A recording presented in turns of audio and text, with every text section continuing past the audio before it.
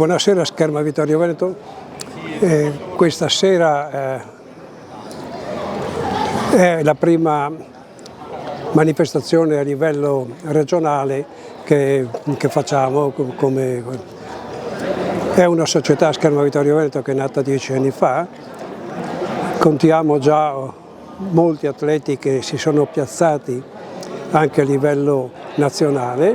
tanto è vero che proprio in questi giorni una nostra ragazza è in ritiro tra le 13 più forti d'Italia e speriamo che venga selezionata per le prossime gare nazionali. Questa sera qui in questa stupenda piazza abbiamo il piacere di fare la prima gara a squadre miste di spada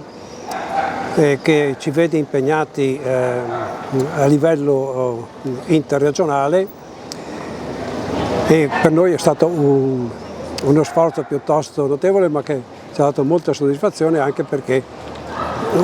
3 dei nostri atleti questa sera saranno qui in finale, perché le semifinali le abbiamo fatte in palestra.